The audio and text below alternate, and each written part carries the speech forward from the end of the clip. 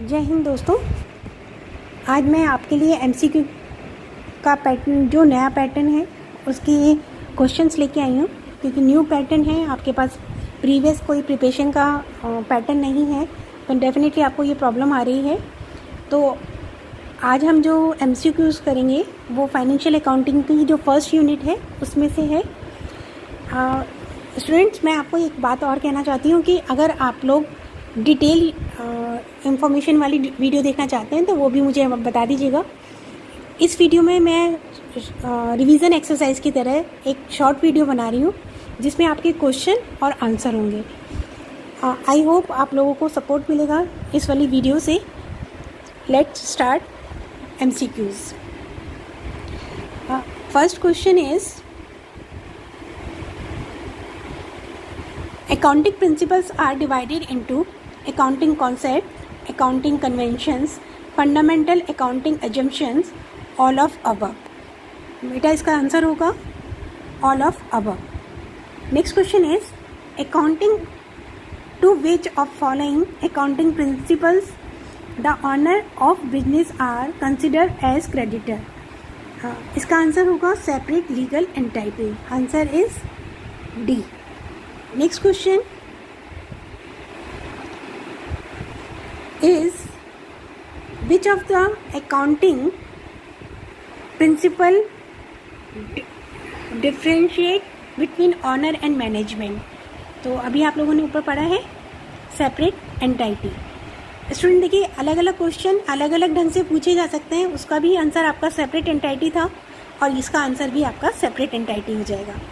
Next question is, which of the following is not a accounting concept. तो answer will be true and fair concept. ये कोई concept नहीं होता। Next question is, according to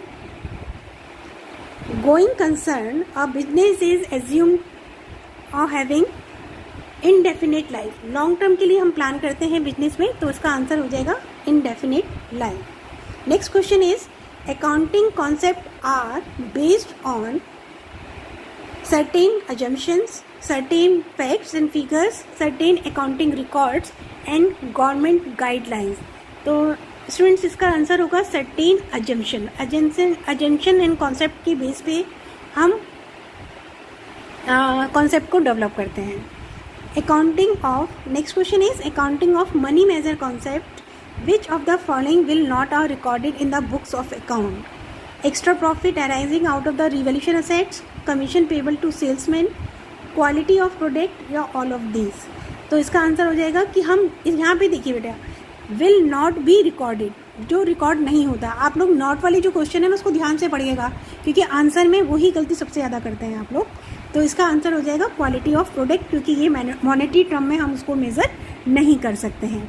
next one is, non financial quantitative information not recording in account due to dual aspect, accrual concept, money measurement concept and entity concept। तो answer will B money measurement. अब जो non financial transactions हैं उनको हम monetary term में नहीं measure कर सकते, इसलिए हमारा वो रिकॉर्ड नहीं होता। Next one is, which of the following is related with the money measurement concept. Answer will B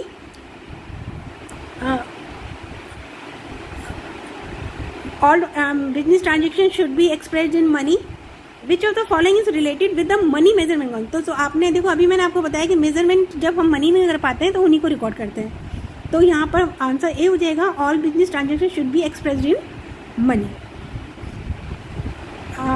second one is, the transaction which is not expressed in money will not be recorded in books of account. और next one is, business of trade as a separate from proprietor, all of these.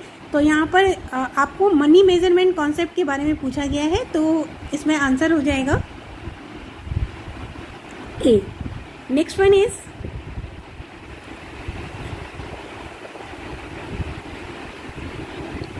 Tenth question, which of the following is an example of money measurement concept. Dispute between the management and labour, loss of material of ₹5,000, sales promotion policy, advertisement for the fresh appointment. इसमें यहाँ पे लिखा हुआ है कि which of the following is a money measurement concept. तो answer will be B.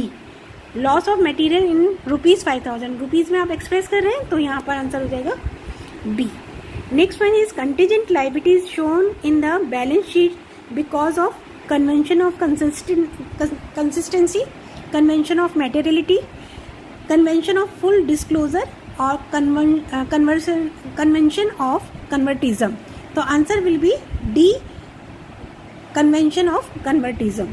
Next one is, in accounting all business transactions are recorded as having a dual aspect due to matching concept, dual aspect concept, going concern and money measurement concept. Answer will be dual aspect concept.